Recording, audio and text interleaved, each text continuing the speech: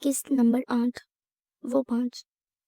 उरुज गहरे सांस लेती बेड पर बैठी थी जब असी ने दरवाजा लॉक किया और साथ ही अपने होने की आवाज लगाई।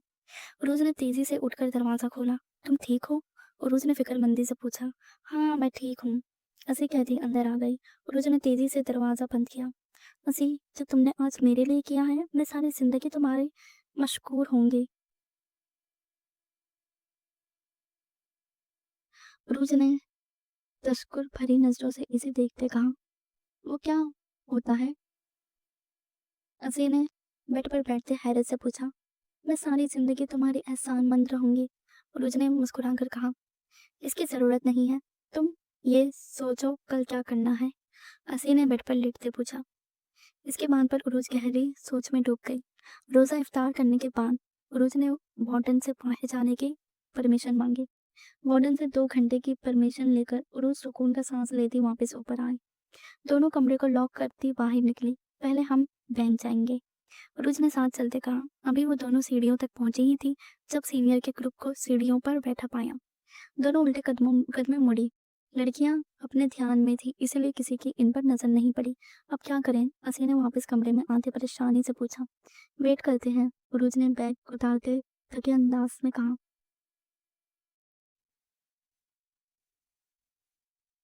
रोज ने बैग उतारते थके अंदाज में कहा। अगर वेट करते हॉस्टल का गेट बंद हो गया तो फिर क्या कर सकते हैं? रोज ने बेबसी से कहा।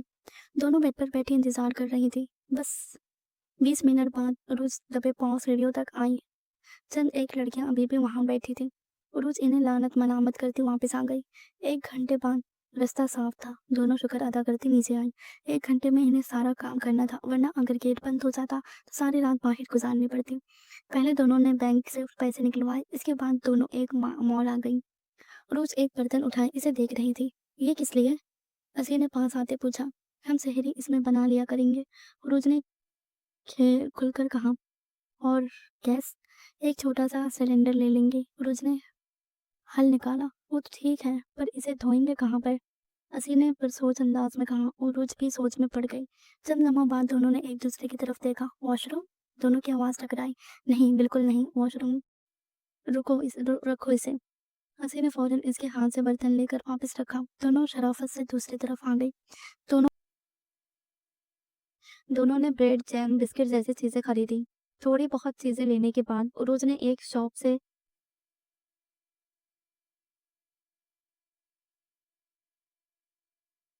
थोड़ी बहुत चीजें लेने के बाद उरोज ने एक शॉप से सेकंड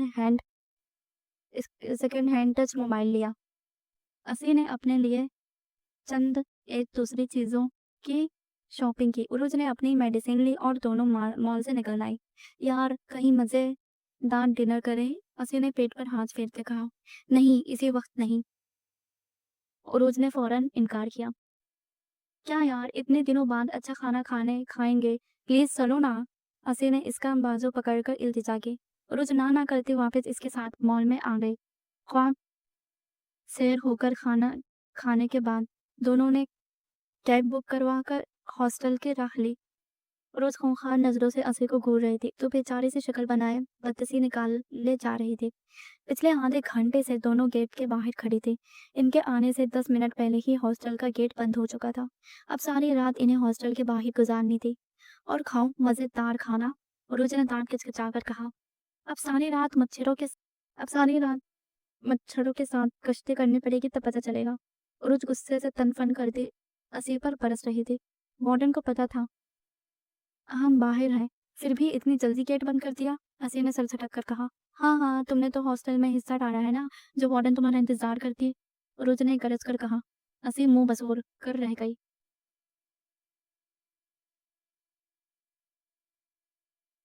तुम्हारी वजह से तहज्जुद और फजर की नमाज कदा हो गई, उरुस परेशानी से कहती नीचे बैठ गई।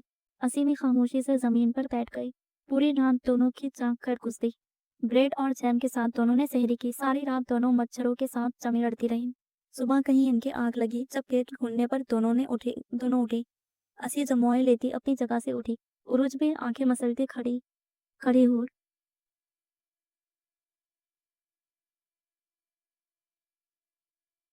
एक दूसरे को देखकर दोनों की चीखें निकलती निकलती रुकी। सारी रात चेहरे पर मच्छर लड़ने की वजह से जगह-जगह लाल रंग के दाने निकले थे। हॉस्टल जाने के बाद दोनों अलग-अलग लोशन और क्रीम लगाकर अपने चेहरे दुरुस्त करने की कोशिश कर रही थी।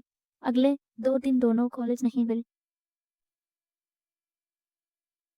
चेहरा ठीक होते ही फिर इन्होंने कॉलेज की राह ली थी। रोज ने कॉलेज में सारा नूर को सीनियर्स की शिकायत लगाई। सारा नूर खुद मुसलमान थी, इसीलिए इन्होंने सीनियर्स को सख्त तंबिया किया, जिस पर जया जहर का घूंट भरकर रह गई। लेकिन हॉस्टल में वो इन्हें जलील करने का कोई मौका हाथ नहीं जाने देती थी। दिन कॉलेज में गुजरा कर वो हॉस्टल वापस आती। हॉस्टल आकर रोजा खोलने के बाद असी और उरूज बैठकर कुरान पाक पढ़ती। उरूज असी को नमाज सिखाने के साथ इस्लाम के बारे में बताती रहती। जितना इसे कभी सादिया भी और अदन ने बताया वो सारी असी को बताती रहती। दिन महीने सालों में गुजरने लगे। इन 3 सालों में उरूज एक तो बार ही अदन से मिलने गई थी। उरूज अपने कमरे में बैठी पढ़ रही थी जब असी खुशी से चिल्लाती कमरे में दाखिल हुई। क्या हुआ, इतना खुश क्यों हो रही हो? उरूज ने मुस्कुराकर पूछा। अरे खुश होने में तो हवाओं में उड़ रही हूँ। असी ने दोनों हाथ फैलाए गोल गोल घूमते कहा। हुआ क्या है? उरूज को तजस्सुस हुआ। 2 दिन बाद सभी सीनियर डिग्री लेकर चले जाएंगे, जिसका मतलब हमारी इस गुलाबी बालों वाली लड़के से जान छूटेगी। असी खुशी से झूमती बेड पर बैठ गई। क्या हुआ, तुम्हें खुशी नहीं हुई? उरूज का चेहरा देख असी ने नाक चढ़ाकर पूछा। हुई है, पर इतनी भी नहीं। तुम्हें देखकर लग रहा है जैसे तुम्हारी डिग्री कंप्लीट हो गई हो। उरूज ने सर झटक कर कहा। असी बुरा सा मुंह बनाकर बैठी रही। अच्छा, मैं कल घर जा रही हूँ, तुम चलोगी मेरे साथ? रियली, तुम मुझे लेकर जाओगी? असी की आंखें चमकी। रुद्र मुस्कुराकर सर हिला दिया। दोनों बस से बाहर नजरें टिकाए बैठी थी। एक उम्मीद थी इसके दिल में कि शायद इस बार गलती से वो इसे नजर आ जाए।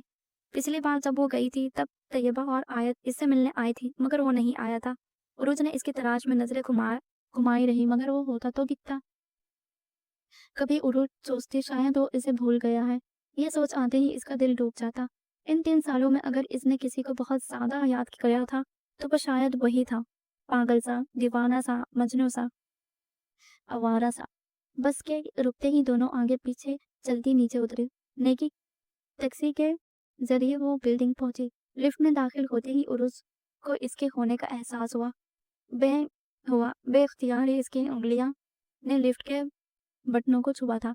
लिफ्ट का दरवाजा खुलते ही दोनों माहिर आल। उरुस को हर जगह इसकी क्लोन की खुशबू महसूस हो रही थी। इस असी बेनियाज से आसपास देखती चल रही थी। फ्लैट पहुंचकर उरुस की नजर सामने दरवाजे पर टिक गई। बंद दरवाजे को देख वो ये अंदाजा लगाने से कासिर थी कि वो अंदर है या नहीं। मैंने खुद ही तो ये शर्त रखी थी और अब खुद ही उदास हो रही हूँ। वो सर झटक कर बैल बजाने लगी। अदन के दरवाजा खोलते ही उरुस की इसके गले लगी। सलाम दुआ के बाद दोनों अंदर दाखिल हुए। अदन ने कॉफी के साथ दीगर रसूमात टेबल पर रखे। असी बिना के सभी चीजों के साथ इंसाफ कर रही थी। उरुस कॉफी पीने के साथ मुस्कुराकर इसे देख रही थी। उरुस को कभी भी वो बेहया नहीं लगी। लैला और लेजा की तरह वो अपनी दुनिया में जीने वाली जमीन की बंदी थी जिसे उड़ना नहीं आता था। काफी देर बातें करने के बाद दोनों रेस्ट के लिए कमरे में आ गई। ये तुम्हारा कमरा है? असी ने बालकनी के पर्दे हटाते पूछा। हाँ, अच्छा है। असी ने आसपास नजर दौड़ाए कहा। बिल्डिंग के सामने बने कॉरिडोर ग्राउंड में बच्चे क्रिकेट खेल रहे थे। तुम आराम करो, उरुज ने बालों को पोनी से आजाद करते कहा। असी आकर बेड पर लेट गई। अगर फ्रेश होना है तो वो वॉशरूम है। उरुज ने वॉशरूम की तरफ इशारा किया। नहीं, अभी सिर्फ नींद लेनी है। असी ने लंबी जम्मुई लेते कहा। ओके, तुम आराम करो। तुम नहीं करोगे? असी दरवाजा की तरफ जाते देख इसे असी ने पूछा। नहीं, मैं ठीक हूँ, आंटी के पास बैठूंगी कुछ देर। उरुज मुस्कुराकर कहती बाहर निकल गई। असी ने लापरवाही से कंधे उचकाए और आगे मूंद गई। उरुज दरवाजे पर नॉक करती अंदर दाखिल हुए। अरे, तुम आराम नहीं करोगे? अदन ने हैरत से कहा। नहीं आंटी, ठीक हूँ मैं, आपके पास बैठूंगी कुछ देर। उरुज ने बेड पर बैठे मुस्कुराकर कहा। अदन बेड से टेक लगाए बैठी थी। उरुज यूं ही इसी के टांगों पर सर रख कर लेट गई। कैसी जा रही है पढ़ाई? अदन ने इसके बाल सहलाते पूछा। ठीक है, बस 2 साल हैं, फिर उरुज से डॉक्टर उरुज बन जाऊंगी। इसके लहजे में उदासी थी। तुम खुश नहीं हो? पता नहीं। अदन ने लंबा सांस लिया। अच्छा, ये बताएं आजकल जैन क्या करता है? दिल के हाथों मजबूर होकर इसने पूछ ही लिया। तैयबा से बात हुई है? कभी कभी इसने बताया था। अपने डैड का बिजनेस संभालता है और माशाल्लाह बहुत तरक्की भी कर रहा है। उदन ने मुस्कुराकर बताया। उरुज ने मजीद कुछ पूछना चाहा मगर फिर इरादा तर्क कर दिया। अदन के साथ इधर उधर की बातें करते उरुज वहीं सो गई। अदन ने इसका सर हल्का सा उठाकर नीचे तकिए पर रखा और इस पर चादर डालकर बाहर आ गई।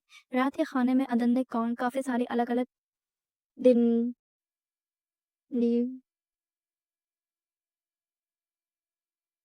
रात के खाने में अदन ने काफ़ी सारी अलग-अलग डिशेस बनाई थी। दोनों ने खूब पेट भरकर खाना खाया। रात देर तक बातें करने के बाद तीनों सोने के लिए कमरे में चले गए। सुबह उरोज की आंखें खुली तो असी कमरे में नहीं थी। उरोज आंखें मसलती उठी जब इसे लॉन से हंसने की आवाज़ आई। इसका दिल जोर से धड़का था। वो बिना हाथ मुंह धोए कमरे से बाहर निकली। लॉन्च में तैयबा और आयत बैठी असी से बातें कर रही थी। उरोज ने आस-पास नजरें दौड़ाई मगर वो कहीं नहीं था। एकदम इसका दिल उदास हो गया। उरोज तैयबा खुशी से इसके तरफ बढ़ी और इसे गले लगाया। कैसी हो? ठीक हूँ, आप कैसी हैं? रुद्र ने मुस्कुराकर पूछा। बहुत अच्छी, आओ। तैयबा इसका हाथ पकड़े इनकी तरफ आई। आयत ने आगे बढ़कर इसे गले लगाया। आप तो मुझे भूल ही गई। आयत ने मुंह खुलाकर कहा। तुम्हारी जैसी गुड़िया को कौन भूल सकता है? मैं तो बस स्टडी में बिजी थी। रोज ने इसके गाल खींचते प्यार से कहा। अच्छा, बैठने तो इसे आते ही साथ ही सुकवे शिकायत शुरू कर दी। तैयबा ने प्यार से इसे डांटा।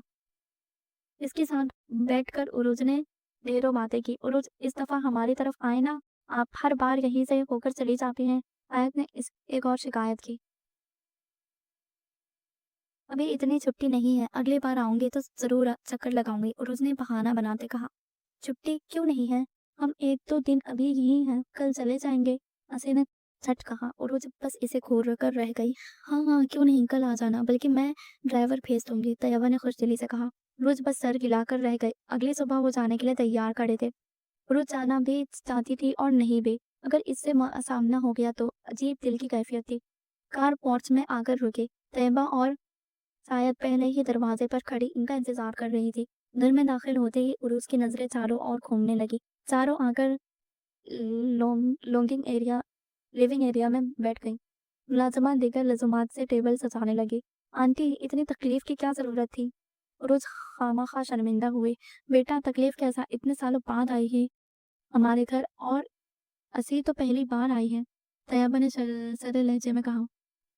आंटी अंकल कहाँ हैं? रोज ने अब्बासी साहब का सहारा लेकर किसी और के बारे में पूछना था। तुम्हारे अंकल और जैन बिजनेस मीटिंग के लिए शहर से बाहर गए हैं। रोज ने सर हिला दिया। आयत, आगे का क्या इरादा है? रोज ने अपना ध्यान दूसरी ओर खींचना चाहा। स्टडी स्टडी के बाद भाई कह रहे थे इनके साथ बिजनेस संभाल लूं, पर मुझसे कहाँ ये काम होते हैं, इसलिए मैंने तो साफ इनकार कर दिया। आयत ने नाक चढ़ाकर कहा। आई थिंक दस इस I think this is good idea. तुम अपना बिजनेस संभाल सकती हो, उरुज ने कहा। पर मैं कहाँ संभाल सकती हूँ? आयत कंफ्यूज हुई। आयत, बिना कुछ सीखे कुछ नहीं होता। तुम सीखोगी तो ये जो बिजनेस तुम्हें मुश्किल लग रहा है आगे जाकर वही तुम्हें चुटकियों का काम लगेगा। उरुज ने समझाते वाले अंदाज में कहा। पर उरूज, इन सब चीजों का बहुत बोझ होता है और अभी मुझे सिर्फ स्टडी के साथ लाइफ एंजॉय करनी है। आयत ने चहक कर कहा। जैसी तुम्हारी मर्जी, उरूज ने मुस्कुराकर कहा। थोड़ी देर बाद आयत असी के फरमाइश पर इसे घर दिखाने लगी। घर दिखाने के बाद आयत इन्हें लिए जैन के कमरे में आ गई। तुम अभी भी नहीं थे? उरूज ने इसके गाल खींचते मुस्कुराकर कहा। भाई थोड़ी ना है यहाँ जो ये इन्हें कुछ पता चलेगा। आयत ने चहक कर कहा। असी कमरे को देख हैरान हुई। ये वही हैंडसम का लड़का है ना जो तुम्हें हॉस्टल छोड़ने आया था? जैन की तस्वीर देख के असी ने सोचते हुए कहा। और उस हिलाती तस्वीर के सामने आकर खड़ी हो गई। वाह, कितना हैंडसम है। अशी ने दोनों हाथ गाल पर रखते चहक कर कहा। उरुज को इसका यूं कहना और तस्वीर को देखना उरुज को बिल्कुल अच्छा नहीं लगा। चलो तुम्हें बालकनी दिखाते हैं जिसके लिए आयत हमें यहाँ लाई है। उरुज ने संजीदगी से कहते इसका ध्यान बटाया। अजी आयत के साथ बालकनी में आ गई। रोज वहीं जैन की तस्वीर पर नजरें टिकाए खड़ी थी। क्या नहीं था इसके पास? वो किसी भी लड़की का ख्वाब बन सकता था। रोज ने अपने मोबाइल से इसकी एक तस्वीर ली और बालकनी में आ गई। This is so beautiful. असी ने दिस इज सो ब्यूटीफुल असी के दोनों बाजू फैलाए कहा। रोज खामोशी से आकर एक तरफ खड़े हो गए। कुछ देर यूं ही बालकनी में रहने के बाद आयत इन्हें वापस नीचे ले आए। तैयबा ने इन्हें बिना खाना खाए जाने नहीं दिया। शाम को वो ड्राइव ड्राइवर के साथ घर वापस आ गई। मजीद 1-2 दिन अदम के पास रहने के बाद वो वापस हॉस्टल लौट गई। जया और इसकी गैंग हॉस्टल छोड़कर जा चुकी थी।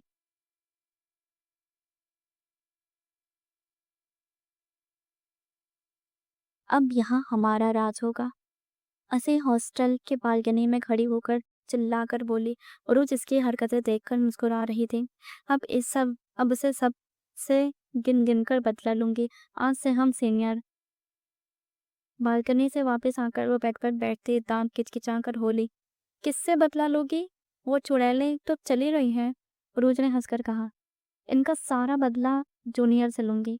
असी ने एक हाथ का मुक्का बनाए दूसरे पर मारते कहा। रोज ने इसके बात पर सर दाएं बाएं हिलाया, जैसे कह रही हो तुम्हारा कुछ नहीं हो सकता। अगले दिन से असी ने अपना मिशन ड्रैगिंग शुरू कर दिया। इधर आओ।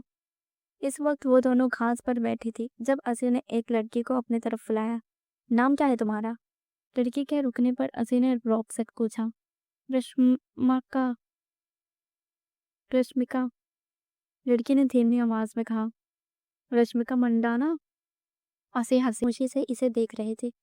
ये लो, ये और इसे पूरा कॉलेज का नाप लेकर आओ। असी ने पेन का ढक्कन उतारकर लड़की की तरफ बढ़ाया। लड़की रोनी सी सूरत बनाए इसे देख रही थी। असी, जाने दो, क्यों परेशान कर रही हो बेचारी को? लड़की की रोनी सूरत देखकर उरुज ने असी को टपटा। आज से 2 साल बाद ये हमारी जगह बैठकर किसी और को स्टूडेंट की रैगिंग कर रही होगी तो इससे बेचारी तो मत ही कहो। असी ने नाक से मक्खी उड़ाने वाले अंदाज में कहा। फिर भी असी, जाने दो। उरुज के दोबारा कहने पर असी ने बुरा सा मुंह बनाया। लड़की इन्हीं बातों में लगा देख फौरन वहां से रफू चक्कर हुए। क्या यार, भूल गई अपनी रैगिंग? लड़की को गायब देख इसने खफा होते कहा। असी, इसकी क्या गलती? छोड़ो, जाने दो। हमारी क्या गलती थी? उसी ने आंखें दिखाए पूछा।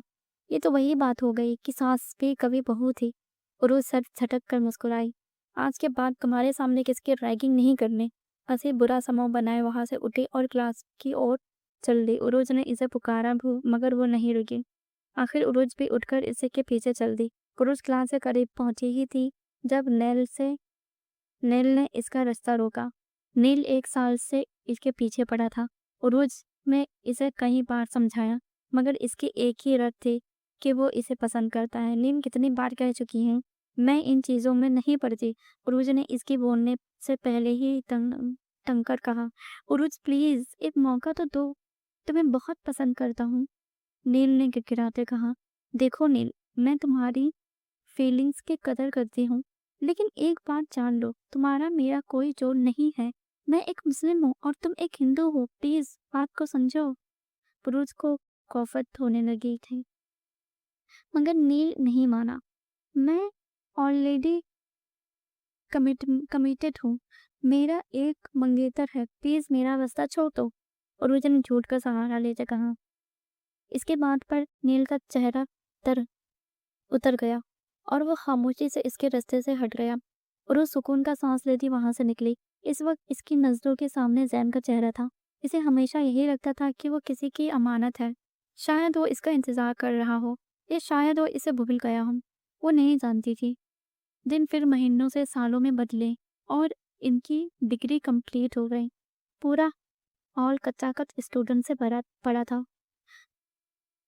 भरपूर तालियों के बीच इसका नाम पुकारा गया। पिछले 2 सालों में वो पूरे कॉलेज की सबसे बेस्ट स्टूडेंट रही थी। लरजते वजूद के साथ वो स्टेज पर पहुंची। पहली सीढ़ी पर कदम रखते ही दिल की धड़कन बढ़ी थी।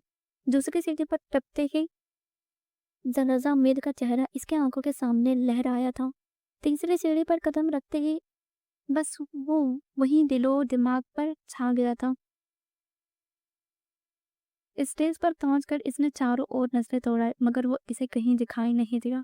इतनी भीड़ में अगर वो होता तो भी इससे दिखाई नहीं देता। डिग्री लेकर वो बिना स्पीच दिए ही नीचे आ गए। सभी स्टूडेंट समेत टीचर भी इसे बिना स्पीच दिए जाता देख हैरान हुए। वो कॉलेज की बेस्ट स्टूडेंट थी, स्पीच तो बनती थी। असी ने खुशी से इसे गले लगाया। रोज ने कोई तसर नहीं दिया। इन सबको वहीं छोड़ वो कॉलेज से बाहर निकल आई। ठीक है, फिर मिलते हैं 5 साल बाद इसी जगह, इसी दिन। वो छोटे-छोटे कदमें उठाई और चंद की तरफ बढ़ रही थी। अगर मैं नहीं आया तो समझ जाना मैं मर चुका हूँ। हॉस्टल के गेट पर पहुंचकर इसने इस जगह नजरें दौड़ाई जहाँ 5 साल पहले इसके कार खड़ी थी। अब वो जगह खाली थी। वो नहीं आया था। क्या वो वाकई मर गया था? ये इसके अंदर का प्यार खत्म हो गया था। बोझल दिल के साथ वो कमरे तक पहुंची। डिग्री बेड पर फेंकती वो घर से गई। वो यूं ही बैठी थी जब असी अंदर आई। क्या हुआ, तुम ठीक हो? इसे यूं बेसुध पड़ा देख इसे फिक्र मंदी हुए। पुरुष जबरदस्ती मुस्कुराए। तुम वापिस कब जाओगे? पता नहीं, शायद कल। तुम्हारी तरह मेरा इंतजार करने वाला कोई नहीं है। असी तलके से मुस्कुराती कोट उतारने लगी। मेरे साथ चलोगी मेरे घर? पुरुष की बात पर वो हैरान होकर इसे देखने लगी। दोस्त हो तुम मेरी, तुम्हें यूं ही तन्हा नहीं छोड़ सकती। पहले तुम्हारी कोई नहीं होगा, मगर अब है। रोज मुस्कुराकर बोली। मैं किस पर बोझ नहीं बन सकती। असी ने भर्राई आवाज में कहा। किसने कहा है बोझ बनो? अब तुम एक आर्ट स्पेशलिस्ट हो।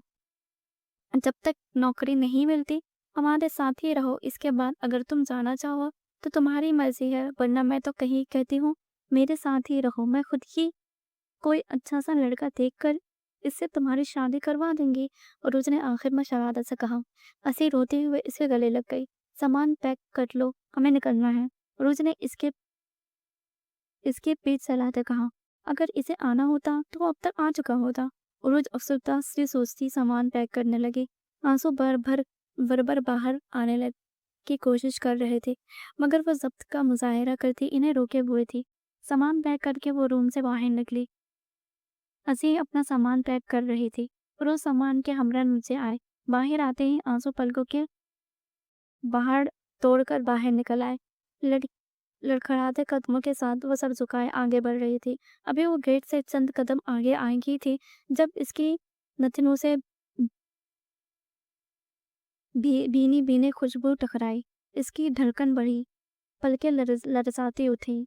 इसने फौरन अपनी नजरें नहीं उठाए गई।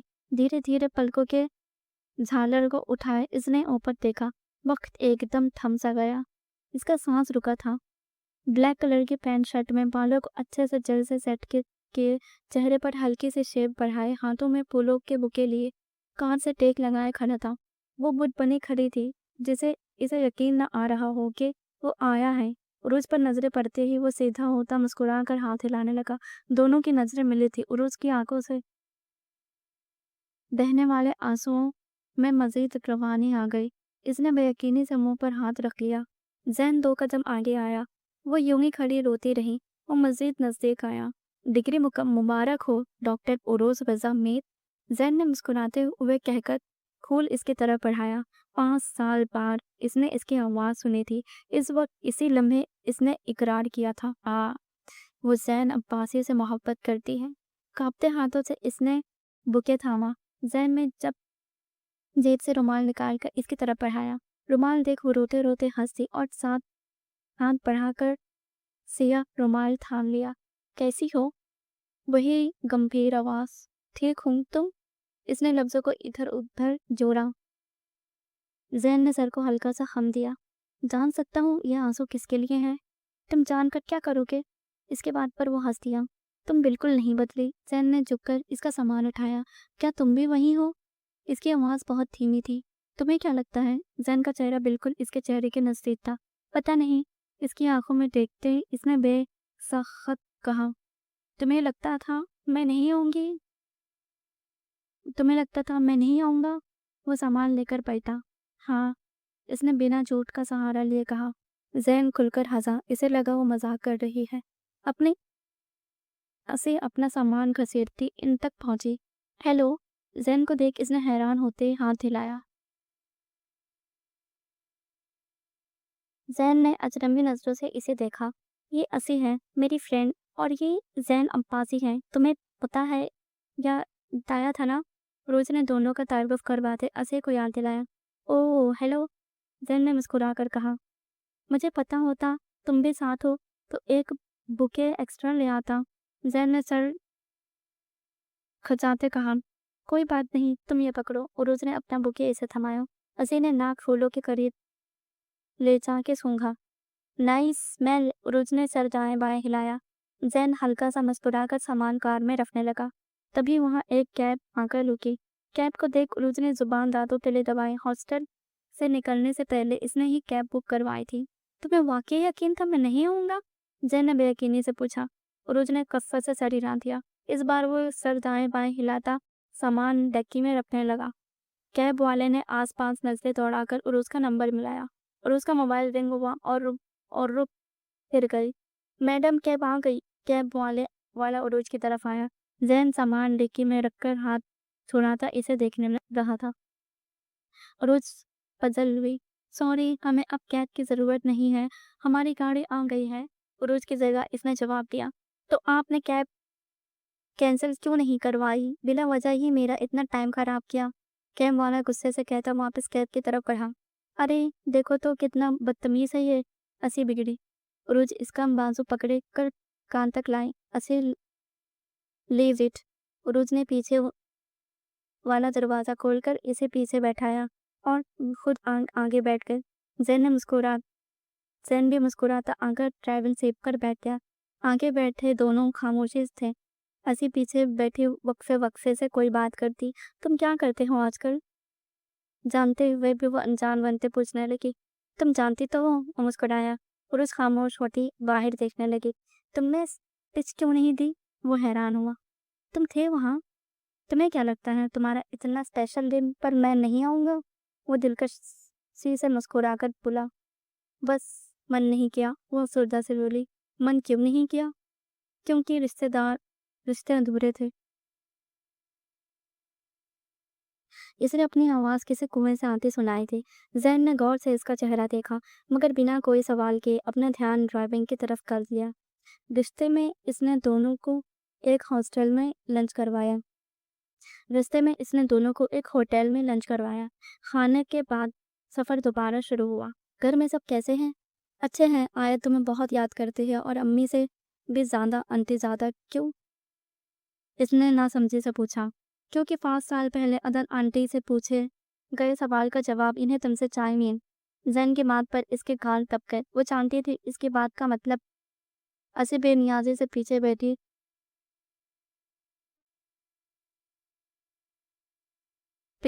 चिप्स खा रही थी। असी बेनियाजी से पीछे बैठी चिप्स खा रही थी जिसे जैन ने होटल से लेकर दी थी। बाकी का सफर खामोशी से कटा। पार्किंग में कार रोकते ही दोनों नीचे उतरी। जैन ने इनका सामान निकाला।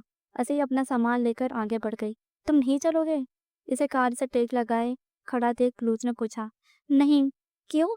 सोच रहा हूँ एक ही बार आऊं तुमसे जवाब लेने। जैन ने माली खैजे से कहा। कौन सा जवाब? वो अनजान बनी। वही जो 5 साल पहले तुमसे पूछा था। तुम्हारा रुमाल धोकर वापस कर दूंगी। इसकी बात का जवाब दिए बिना वो तेजी से कहती पलट बिल्डिंग की तरफ चलती। जैन दिलकश से मुस्कुराता कार में बैठ गया। आंटी आपको कोई एहसास तो नहीं है? मैं असी को साथ ले आई। असी जो किचन से पानी लेने आई थी अंदर से आती उरुज की आवाज पर वहीं रुक गई। नहीं उरुज, बल्कि मुझे फपर है तुम पर। तुमने ऐसा फैसला लिया। अदर ने इसके चेहरे को हाथों के प्याले में भरे मोहब्बत से कहा। बाहर खड़ी असे को भी अदन के बात पर तसल्ली हो गई और वो गला खंगार कर अंदर दाखिल हुई। उठ गई, तुम क्या खाओगी? अदन ने मुस्कुराकर पूछा। बिरयानी, असी ने चहकर कहा। मैं अभी बनाती हूँ। अदन ने इसका गाल खींचते प्यार से कहा। तुमने कभी बताया नहीं तुम्हें बिरयानी पसंद है? रोज ने इसके करीब आते सरगोशी भरे अंदाज में पूछा। बताया तो तुमने भी नहीं कि तुम जैन से प्यार करती हो। असी ने इसके कंधे से कंधा टच करते शरारत से कहा। रोज का गाल सुर्ख हो गए और वो तेजी से बाहर निकली। खाना खाने के बाद उरोज अदन के साथ किचन समेट रही थी जब अदन ने मौके देखते बात शुरू की। उरुज लौटने का वक्त आ गया है। उरुज छिटकी। बस बहुत हो गया, अब तुम्हें वापस जाना चाहिए। अदन अटल फैसले किए बैठी थी। वहां कोई तुम्हारा इंतजार कर रहा है। इस बूढ़े वजूद को तुम्हारी जरूरत है। अदन ने इसका हाथ पकड़े समझाने वाले अंदाज में कहा।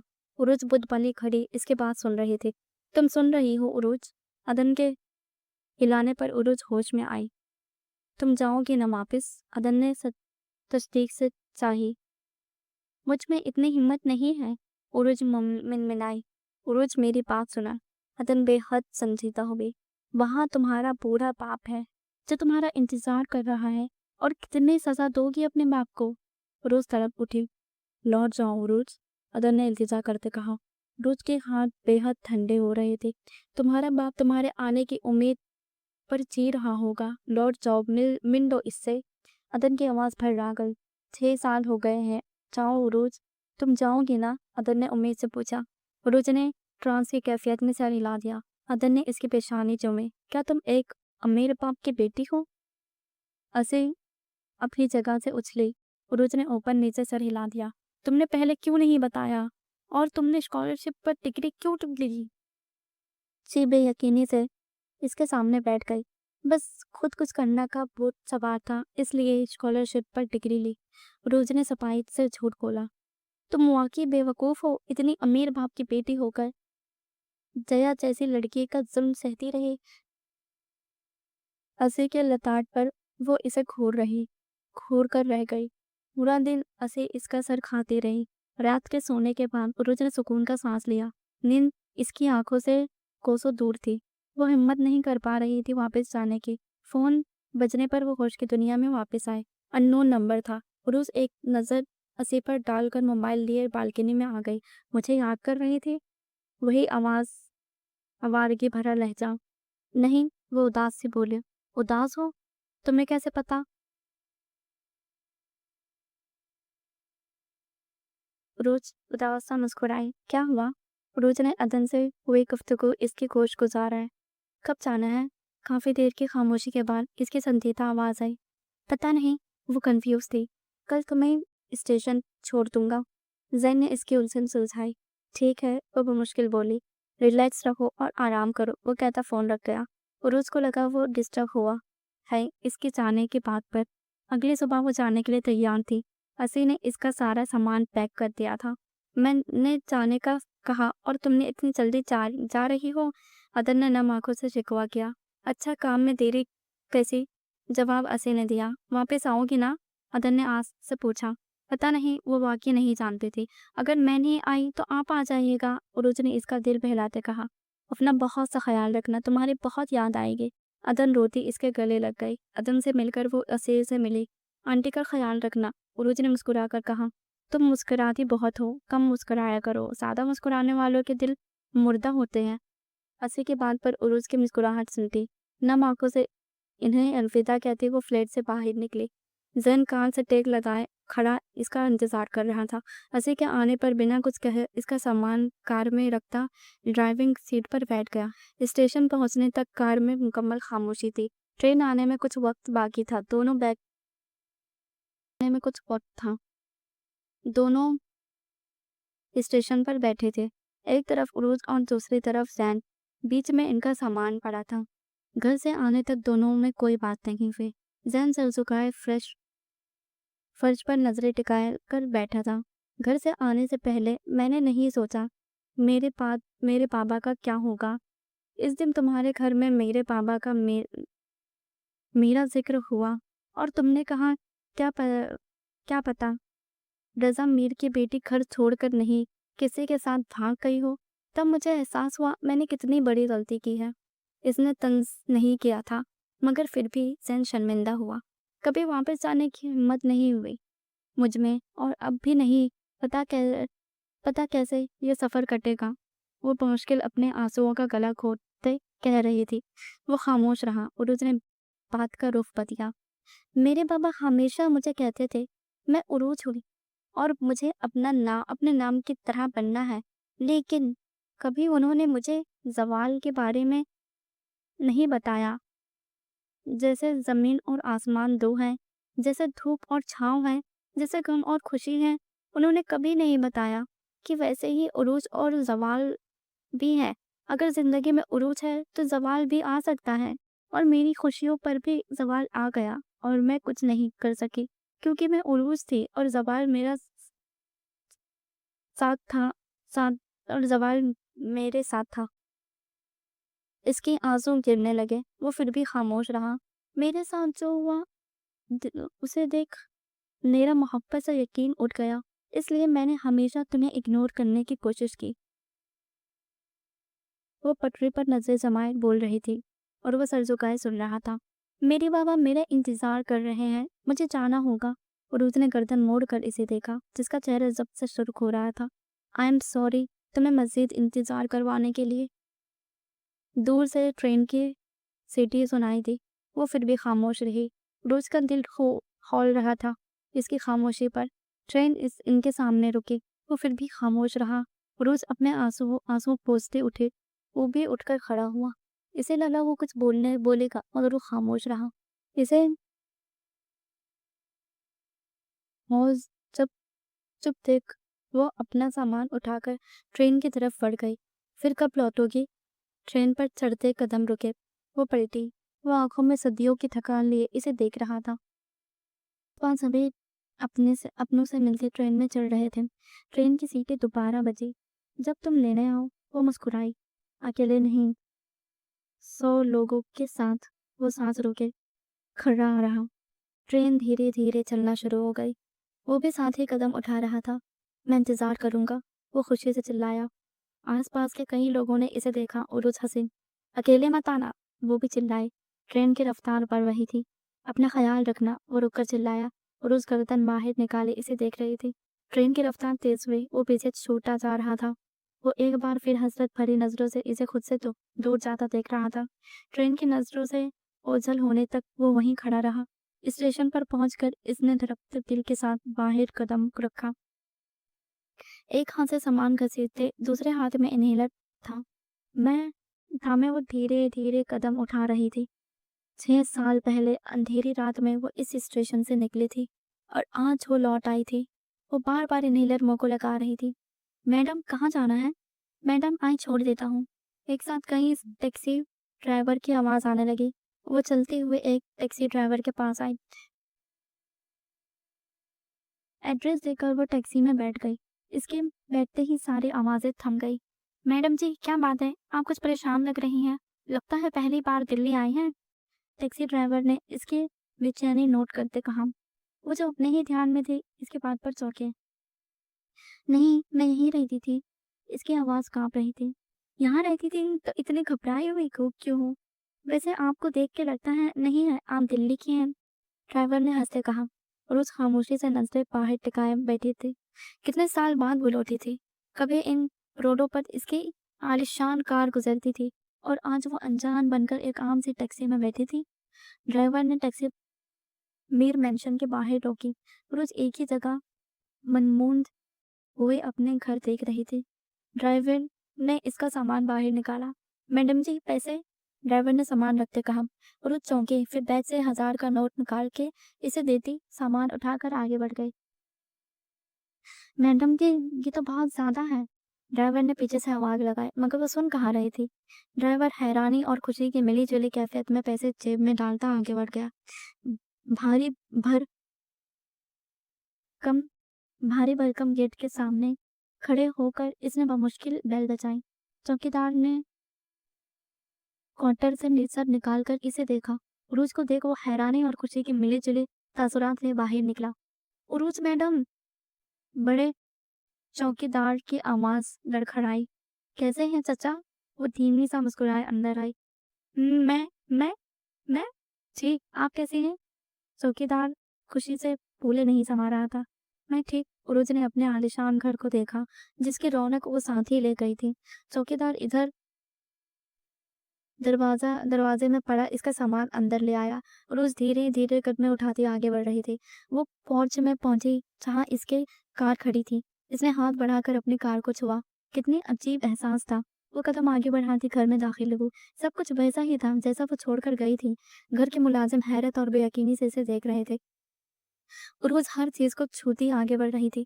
वो एक जगह रुकी जहां दीवार पर ढेर सारी तस्वीरें लगी थी। इन तस्वीरों में सब थे। वो रजा मीर, सादिया भी और वो चार। उरूज मैडम! सिदरा बेयकीनी से इसके पास आई। बाबा कहाँ है? सूरज ने तस्वीरों से नजर हटाए पूछा। लाइब्रेरी में है। जब से आप गई हैं तब से वो ज्यादा वक्त वहीं गुजारते हैं। और सिद्रा ने मजीद कुछ कहना चाहा मगर सूरज ने हाथ के इशारे से इसे रोक दिया और भारी कदम उठाते लाइब्रेरी की तरफ चल दी। लाइब्रेरी का आधा दरवाजा खुला था। सूरज ने मुश्किल हाथ बढ़ाकर दरवाजा पूरा खोला और अंदर दाखिल हुई।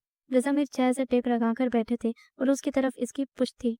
बा बा बा बा बाबा, टूटे लफ्जों में उरूज ने इन्हें पुकारा था। रजा मीर चौंक जो आंखें मूंदे चेहरे से टेक लगाए बैठे थे, आवाज पर एकदम सीधे हुए। अरे बाबा, वो दौड़ते हुए आकर इनके कदमों में बैठ गई। रजा मीर शाम की कैफियत में बैठे इसे देख रहे थे। इन्हें यकीन नहीं आ रहा था वो परी है, इनकी बेटी, वो लौट आई है। बाबा मुझे माफ कर दे। वो इनके घुटनों पर सर रखी रो रही थी। परी, इसके वजूद का यकीन करते ही वो एकदम पागलों की तरह इसका नाम पुकारने लगे। बाबा मैं बहुत बुरी हूँ, मैंने आपको इतना तड़पाया, बाबा माफ कर दे। वो दोनों हाथ जोड़े घुटनों के बल इनके सामने बैठी थी। नहीं मेरी बच्ची, तुम लौट आई यही काफी है, मुझे तुमसे कोई शिकवा शिकायत नहीं है। जमीन ने इसके चेहरे को हाथों के प्याले में भरते रोते हुए कहा। बाबा माफ कर दे मुझे। वो रोते हुए एक ही जुमला दोहरा रही थी। रज़ामीर ने बेसाख्ता इसे गले लगाया। इसके गले लगकर उरुस को अपने अंदर तक सुकून उतरता महसूस हुआ। पूरी लाइब्रेरी में बाप बेटी की हिचकियां गूंज रही थी। काफी देर दोनों के गले लगे रहे। बाबा दादी कहाँ है? उरुज ने इनसे दूर होते पूछा। सादिया भी यहाँ नहीं है, एक दो दिन आ जाएंगे। दादा दादी कहाँ गई हैं? वो हैरान है। सादिया भी का कोई रिश्तेदार नहीं था जिसके यहाँ वो जाती। उम्रे पर गई हैं। रज़ामीर ने इसे दोबारा गले लगाया। तुम जाओ, आराम करो, मैं शुक्राने की नफल अदा कर लूं। रज़ामीर ने इसकी पेशानी तुमते मोहब्बत से कहा। अपने कमरे में आकर चंद लम्हे वो यूं ही खड़ी रही जैसे इसे यकीन न आ रहा हो। कमरा बिल्कुल वैसा ही था जैसा वो छोड़ कर गए थे। वो हाथ बढ़ाकर हर चीज को छू रही थी। इसने कपट खोल कर देखी। पाकिस्तान से की गई शॉपिंग टैक्स एक तरफ पड़ी थे। वो गहरा सांस लेती बेड पर बैठ गई। अननोन नंबर से इसका मोबाइल बचा। तुम मुझे पहले ये बताओ, इन सब नंबर में तुम्हारा असली नंबर कौन सा है? और उसने कॉल उठाते पहले सवाल यही किया। वही जो तुमने पहले नंबर पर ब्लॉक किया था। वो शौक सा बोली। ओके, अगली बार इसी नंबर पर कॉल करना प्लीज। इतने नंबर देखकर मैं कंफ्यूज हो जाती हूँ। उरुज ने बेड पर लेटते कहा। सब कैसे हैं वहाँ? ठीक है, वो उदासी से बोली। उरुज हौसला रखो, तुम बहुत स्ट्रांग हो, जैन ने गंभीर आवाज में कहा। पुरुष ने सर हिला दिया जैसे वह इसे सुन नहीं रही, देख रहा हो। चंद लम्हे दोनों तरफ खामोशी छा गई। रेस्ट करो और स्ट्रेस मत लेना प्लीज, तुम्हारे लिए। नी एनोदा अलगम की सलोनी एवा लोज हागार वकानो तेरेम औ इन किन्नो यनोदा मोगम एलिम में रोमबाज हागो। इसने मोहब्बत से कुछ कहा जो रूज के सर के ऊपर से गुजरा। अब ये भी बता दो तुमने क्या कहा है? वो बेचारी सी शक्ल बनाए बोली। इतने साल हैदराबाद में गुजरे, मैं इतनी भी तमिल नहीं आती। वो अब इसे तंग करने लगा था। बताना है तो बताओ वरना मैं कॉल कर दूंगी। इसने धमकी दी। ओके ओके बताता हूँ। वो शहाजत की पड़ी पर आया। तुम मेरी दुनिया हो, तुम्हारी आंखें, तुम्हारा चेहरा कितना खूबसूरत है। तुम कितनी खूबसूरत हो, क्या तुम जानती हो? इसके हर अल्फाज से मोहब्बत का समंदर बह रहा था। रोज के गाल सुर्ख हो गए। वो जुमला जो तुमने इस दिन कहा था। इसने धड़कते दिल के साथ पूछा। वो तो अभी नहीं बताऊंगा, जैन ने गहरा सांस लेते कहा। फिर कब? इसने मुंह बनाया। जब वक्त आएगा। तभी दरवाजे पर नॉक हुआ। अच्छा कोई आया है, मैं फोन रखती हूँ, और ने तेजी से कहा। ओके, ना ख्याल रखना। ओके। कॉल काटते ही इसने अंदर आने की इजाजत दी। मैडम कुछ चाहिए आपको? सिद्रा ने दरवाजे से चल निकालते पूछा। नहीं, मुझे अभी टेस्ट करनी है। उरुज ने मोबाइल साइड पर रखते कहा। ओके। सिद्रा पलट गई। उरुज गहरा सांस लेती आंखें मूंद गए। ये देखने में एक वकील का कमरा रखता था। दोनों तरफ अलमारियों में जनी मोटी मोटी किताबें, एक तरफ दीवार के साथ सोफे और टेबल रखा था। कमरे में दाखिल होते ही सामने एक बड़ा सा टेबल पड़ा था, जिसके पार चेयर पर वो दूसरी तरफ तो के दीवार गेट शीशे के पार नजरें जमाए बैठा था। ब्लैक कोट पहने वो शख्स जिसकी आंखें सब्जियों की वीरान लगती थी। इसका चेहरा हर चीज से आरी था। हाथ में जलती सिगरेट अपना धुआं छोड़ रही थी, जिसे ना तो वो पी रहा था और ना ही फेंक रहा था। वो बिना पलक झपकाए बाहर देख रहा था। पहली नजर में देख कोई इसे स्टैचू ही समझता। दरवाजा खोलकर एकदम दूसरे दूसरा आदमी अंदर आया। भारी भरकम बूटों की आवाज पूरे कमरे में गूंजने लगी। ब्लैक कोट पहने शख्स फिर भी ना हिला। आने वाले के अंदाज में अजलत थी। पुलिस यूनिफॉर्म पहने वो दूसरा शख्स टेबल के नजदीक आकर रुक गया। वो आदमी टस से मस न हुआ। वो वो वो वो वो वो वो आ गई है। पीछे खड़े शख्स ने लड़खड़ाती आवाज में कहा। इसकी आवाज में नमी खुली थी। वो लौट आई है रहमान। चेयर पर बैठे आदमी का कान खड़ा हुआ। इसकी वीरान आंखों में एक चमक उभर कर मासूम हुई। सिगरेट इसके हाथ से छूटकर इसके घुटने से होते हुए जमीन पर गिर गई। वो चेयर घुमाकर मुड़ा था। इसने बेयकीनी से आदमी को देखा। वो लौट आई है। इसके बेयकीनी को देख इसने जोर जोर से सर हिलाते आंसुओं को देख के साथ दोबारा अपना जुमला दोहराया। वो कुछ नहीं भूल पाया, बस जोर से चेयर की पुश से सर टिका गया। यूनिफॉर्म पहने आदमी सामने रखे चेयर पर बैठ गया। दो आदमियों के होते हुए भी इस कमरे में जानलेवा खामोशी का राज था। रजा मीर इसकी डिग्री हाथ में लिए बेयकीनी से इसे देख रहे थे। उरूज इंटी कमरे में ही बैठी थी। मामा, आपकी बेटी डॉक्टर बन गई। मामा का ख्वाब पूरा हो गया। वो रो रही थी। हाँ मेरी बच्ची, उन्होंने खुशी से इसे हाथ साथ लगाया। मामा, आई एम सॉरी। वो फिर से इनके कंधे से लगी बोली। रजा मीर ने शफकत भरा हाथ इसके चेहरे पर रखा। बाबा, कल जाकर हॉस्पिटल देखना चाहती हूँ। उरूज ने सर उठाए इन्हें देखते कहा। चली जाना, रजा मीर ने प्यार से कहा।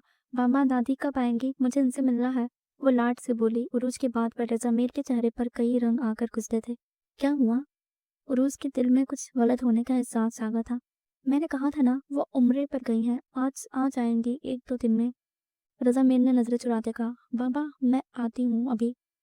इसे तसल्ली नहीं हुई थी। उरुस तेजी से इनके कमरे में से निकली। रजा मीर ने जानते थे वो कहाँ गई है। वो तकरीबन दौड़ते हुए सादिया बे के कमरे में आए थे। कमरा बिल्कुल साफ सुथरा था। वो हर चीज को देखते आगे बढ़ रही थी। एक जगह जाकर वो रुक गई। इसने हाथ बढ़ाकर वो टुड़ा मुड़ा कागज उठाया। 6 साल पहले इसी के हाथ से लिखे गए लेटर को खड़ी वो पढ़ रही थी। उरूज ने लेटर वापस रखकर कमरे में नजरें दौड़ाई। पूरा कमरा सुनसान था। ऐसा लगता था जैसे लोगों से सालों से वहां कोई नहीं आ रहा हो। कांपते वजूद के साथ वो कबर्ड की तरफ आई। कबर्ड बिल्कुल खाली थी। एकदम इसके वजूद लरज से दलसा था। इसने पूरा कमरा छान मारा। इसे सादिया बे की कोई चीज नहीं मिली थी। वो दौड़ते हुए वापस रजा मीर के कमरे में आई थी। वो वैसे ही बैठे थे जैसे वो छोड़कर गई थी। मामा, दादी कहाँ है? वो कदम कदम उठाती इनकी तरफ बढ़ रही थी। बाबा, दादी कहाँ है? रजा मीर को खामोश देख इसका दिल डूबा था। बाबा, अल्लाह का वास्ता है, बताएं दादी कहाँ है? वो कर्ब से बोली। नहीं रही। रजा मीर की आवाज किसी कुएं से आती सुनाई दी। क्या मतलब? इसकी आवाज लरजी थी। नहीं नहीं रही, मर गई हो। रजा मीर ने चिल्लाकर कहा। अगर जानते हुए भी मरने का दर्द कोई महसूस कर सकता था तो वो उरूज थी। इसे लगा था मानो किसी ने इसके वजूद से जान निकाल ली हो। अगर मगर और मग, मगर वो फिर भी जिंदा खड़ी थी। इसके जब्त का पैमाना लबरेज हुआ और जमीन पर गिरी धाड़े मार मार कर रो रही थी। इस लम्हे से इसे शदीद नफरत हुई थी। इसने जिनकी वजह से वहां वो यहीं से गई थी, वो तो आखिरी बार सानिया बे का चेहरा भी ना देख पाई। कितना अजियतनाक लम्हा था वो। रजा मीर बौखला के इसके पास आई। वो चिल्ला रही थी, कोस रही थी इन सबको। इस वक्त इसे वो सब सादिया बी के कातिल लगे। कभी माफ नहीं करूंगी तुम सबको, कभी नहीं। वो कर्ब से चिल्ला रही थी। पूरे मीर मेंशन में इसकी चीखें गूंज रही थी। सारे मुलाजिम हैरान और परेशान रजा मीर के कमरे की तरफ देख रहे थे। नहीं परी, संभालो खुद को। रजा मीर इसे चुप करवाने की नाकाम कोशिश कर रहे थे। रोते रोते वो निठाल सी हो गई। नहीं माफ़ करूँगी। वो रज़ा मीर के कांधे के साथ सर जोड़ गई। एक सानिया भी ही थी बचपन से जिनके साथ वो सबसे ज़्यादा करीब थी। रज़ा मीर से ज़्यादा वक़्त इसने सादिया बी के साथ गुज़ारा था। वो इसे रात को कहानियाँ सुनाती थी, कुरान की तालीम भी इसने सादिया बी से ही ली थी। बालकनी में पड़े झूले पर बैठी वो मुसलसल रो रही थी। सादिया बी के साथ बिताया लम्हा इसकी आंखों के सामने किसी फ़िल्म की तरह चल रहा था। बहुत देर खाली अल-ज़िहनी के आलम में वो बैठी रही। बहाने पर इसने मोबाइल बजने पर इसने कॉल अटेंड की। अम्मी, क्या हाल है? कॉल अटेंड होते ही वो शोक सा बोला। वो सिसक कर रह गई। उरोज, क्या हुआ, तुम ठीक हो? इसके रोने पर वो एकदम बौखला गया। वो बिना कुछ बोले आवाज से रोने लगी। उरोज, बताओ क्या हुआ? इसका दिल होलने लगा था। उरोज, सैन ने जब्त से उसे पुकारा। दादी नहीं रही, वो चली गई। मैं आखिरी बार इनका चेहरा भी नहीं देख पाई। वो सिसक कर बता रही थी। दूसरी तरफ खामोशी छा गई। कितना इंतजार किया होगा इन्होंने मेरा। ऊपर मैं नहीं आई। वो बिना मुझसे मिले चली गई। मैं कितनी बुरी हूँ। मैंने अप अपनों को दुख दिया। मैं बहुत बुरी हूँ। इसकी हिचकियाँ बंद गई। तुम बुरी नहीं हो, तुम बहुत अच्छी हो। तुम्हारी दादी का वक्त इतना ही था। ये सब ऐसे ही लिखा था। तुम प्लीज हौसला रखो। वो रणवी से इसे समझा रहा था। कैसे रखो हौसला? मैं इन्हें आखिरी बार देख भी नहीं पाई। इसका दिल किसी तसल्ली पर राजी नहीं था। डॉक्टर ने कहा था तुम्हें सीरियस नहीं लेना, स्ट्रेस नहीं लेना। तुम्हारे लिए खतरनाक हो सकता है। प्लीज संभालो खुद को मेरी खातिर प्लीज। वो बहुत नरमी से प्यार से बोला और उसने अपने आंसुएं पोंछ लिया। काफी देर वो इसे यूं ही समझाता रहा। अगले दिन वो सिद्रा के हमरा हॉस्पिटल जाने के लिए तैयार थी। रजा मैंने बहुत सालों पहले ये हॉस्पिटल तामीर किया था जिसे बहुत से डॉक्टर सरे अंजाम दे रहे थे। इनकी ख्वाहिश थी जब उर्वश डॉक्टर बने तो वो इसी हॉस्पिटल में काम करे। रेडी होकर वो तक सीढ़ियां उतरती नीचे आई। आखिरी सीढ़ी पर पहुंचकर वो टक टकी लॉन्च में रजा मीर के साथ वो तीनों भी बैठे थे। रोज पर नजर पड़ते ही तीनों अपनी जगह से खड़े हो गए। वो रैगिंग पर हाथ रखे खड़ी थी। सभी पर पुराने नए जख्मों में घुलने लगे। बिना किसी तासुर के वो सीढ़ियों से नीचे उतरी। टीना दौड़कर इसके गले लगी। वो सर तस वो सर्द तासुर चेहरे पर सजाए खड़ी थी। उरूज ने इसे कांधों से पकड़कर खुद से दूर किया। इसकी आंखों में अजनबियत थी। इसके चेहरे पर छाई सख्त मेहरी देख टीना ने बेख्तियार 2 कदम पीछे लिया। बाबा, मैं हॉस्पिटल जा रही हूँ, शाम तक वापस आ जाऊंगी। वो इनके वजूद को फरामोश करती रजा मीर से बोली। बेटा, पहले इनसे। बाबा, मुझे लेट हो रहा है। वो इनके बात काटती आगे बढ़ गई। तीनों शर्मिंदा से खड़े रहे। आगे कदम बढ़ाते वो एक जगह रुकी। कैसे हो? इसने पास खड़े अक्षय से पूछा। इसके पूछने पर अक्षय निहाल हो गया। ठीक हूँ, और तुम कैसी हो? इसके अंग अंग से खुशी फूट रही थी। इसने हल्का सा खम दिया। साथ खड़े सेठ को मुकम्मल इग्नोर किए वो घर की दहलीज पार कर गई। पहुंचते ही इसकी नजर गार्डन में पड़े झूले पर गई, जहां एक छोटी सी बच्ची झूले पर बैठी चॉकलेट खा रही थी। इसके कदम खुद ब खुद गार्डन की तरफ उठे।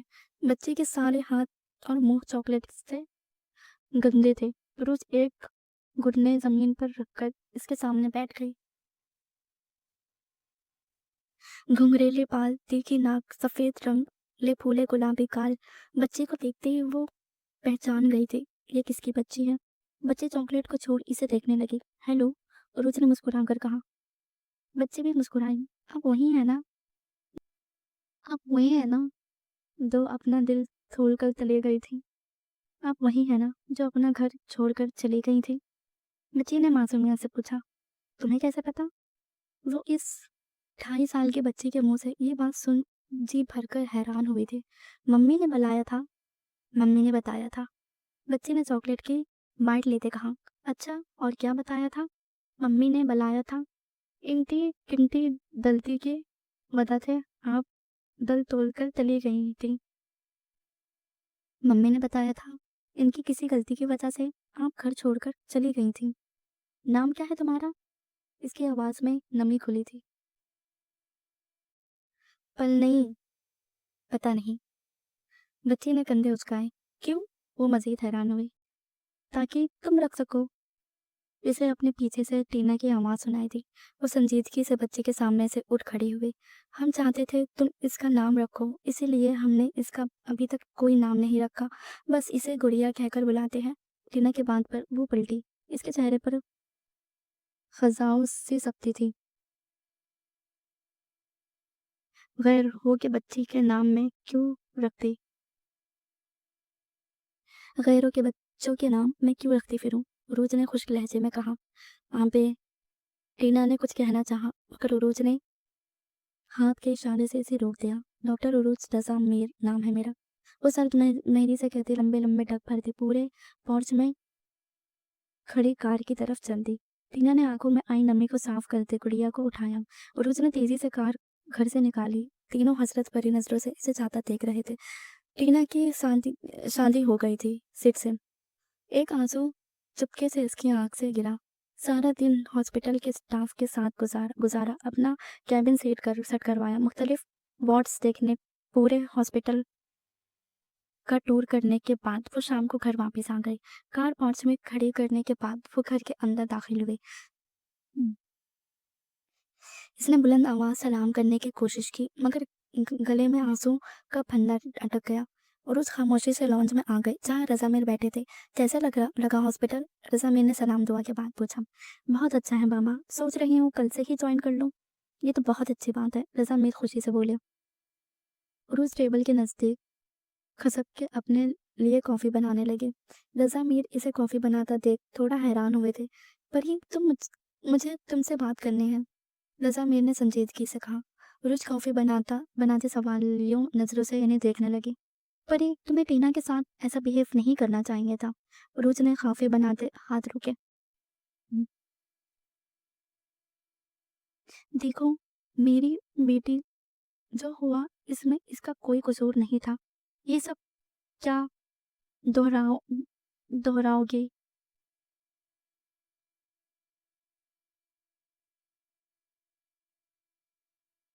हम्म, देखो मेरी बेटी, जो हुआ इसमें इनका कोई कसूर नहीं था। ये सब किया धरा रॉकी का था। रॉकी के नाम पर वो ठिठके। रोज ने बेयकीनी से रज़ामीर को देखा। हाँ मेरे बच्चे, ये सब रॉकी ने किया। तुम लोगों में इसी ने दरार गिरवाई। रज़ामीर ने इसकी नजरों के मफहूम समझते कहा। बार बाबा, रॉकी कौन है? मैं नहीं जानती, लेकिन वो सब तो मुझे जानते थे, मेरी फितरत से वाकिफ थे। क्या इन्हें मुझ पर यकीन नहीं था जो इसके चाल में आ गए? वो सलमेहरी से कहती वापस सीधी होकर सोफे पर बैठ गई। पर ये मैं जानता हूँ इनसे गलती हुई है, लेकिन अब इन्हें पछतावा है। बाबा, आप इनके साइड ले रही हैं, जिनकी वजह से आपकी बेटी इतने साल आपसे दूर रही। इसने रज़ामीर की बात काटते दुख से कहा। मैं किसी की साइड नहीं ले रहा हूँ, मैं तो बस कह रहा हूँ इन्हें माफ कर दो। मैं बस इतना चाहता हूँ सब पहले जैसा हो जाए। रज़ामीर ने बेबस से बोला। क्या इन्हें माफ करने से जो जिल्लत मुझे बर्दाश्त करनी पड़ी वो भूल जाएंगी? क्या दादी वापस आ जाएंगी? अगर ऐसा है तो ठीक है, मैं इन्हें माफ कर दूंगी। वो अपनी जगह से खड़ी हो गई। पर जैसे पहले था अब वैसा नहीं होगा। मैं नहीं जानती वो सब कौन है। और उस तेजी से अपने कमरे में की जानिब बढ़ गई। रज़ा मीर बेबसी से इसे जाता देख रहे थे। दिन यूं ही गुजरने लगे। इसने हॉस्पिटल ज्वाइन कर लिया था। इस दिन के बाद इन चारों में से कोई भी घर नहीं आया था। आज इसका पहला ऑपरेशन था। वो नर्वस ही अपने कैबिन में बैठी थी। इसके लबों पर दुआओं का बसेरा था। ऑपरेशन में कुछ वक्त बाकी था। वो किसी की जिंदगी और मौत के बीच खड़ी थी। वो ऑपरेशन से वो परेशान से चेयर पर बैठी थी जब इसका मोबाइल बजा। नंबर देख इसके लबों पर मुस्कुराहट आई थी। क्या कभी ऐसा हो सकता है तुम इस बंदे नाचीज को खुद कॉल करो? कॉल अटेंड होते ही इसने शिकवा करके कहा। न सलाम न दुआ, सीधा शिकवा शिकायत। अस्सलाम वालेकुम डॉक्टर उरोज रजामीर। वो फौरन हुक्म की तामील करता बोला। वालेकुम अस्सलाम मिस्टर जैन अब्बासी। वो भी इसी के अंदाज में बोली। कैसी हो? ठीक हूँ, तुम कैसे हो? बस दिन गुजर रहे हैं। जैन ने गहरा सांस लेते कहा। उरोज मुस्कुरा दी। कैसी चल रही है मरीजों की हालत? वैसे मुझे तो लगता है बेचारे बहुत बुरी हालत में होंगे। जैन ने अफसोस से कहा। उरोज ने मोबाइल कान से हटाकर इसे घूरा, जैसे इसके सामने मोबाइल नहीं जैन हो। आज पहला ऑपरेशन है। I am I am scared. आज पहला ऑपरेशन है। I am scared. वो वाक़ई डरी हुई थी। बेबरियो, तुम कर सकती हो। ऐसे ही 5 साल मेडिकल कॉलेज में नहीं लगाए। ज़ैन ने हँसते हुए तसल्ली दी। गुरुज ने ठंडी आँख भरी। 5 साल और पूरे 20 दिन हो चुके हैं। अब तो सर पर भी सफ़ेदी आना शुरू हो गई है। कुछ तो तरस खाओ, वो बेचारी सी आवाज़ में बोला। उरूज के चेहरे पर परेशानी वाज़ेह थी। मुझे तुमसे कुछ ज़रूरी बात करनी है। वो हिचकिचाई। ओके, वो संजीदा हुआ। मैं अपने बाबा को तन्हा नहीं छोड़ना चाहती। वो रुक-रुक कर बोली। और इस बात का मतलब बाबा को यहाँ तन्हा नहीं छोड़ना चाहती। उरुज, ये वही बात है, आगे बताओ। वो बेहद संजीदा हुआ। उरुज को समझ नहीं आ रही थी कैसे कहे। क्या तुम मेरे लिए यहाँ रह सकते हो? बहुत हिम्मत जमा करके इसने ये जुमला कहा था। अपने घर वालों को छोड़कर वह हैरान हुआ।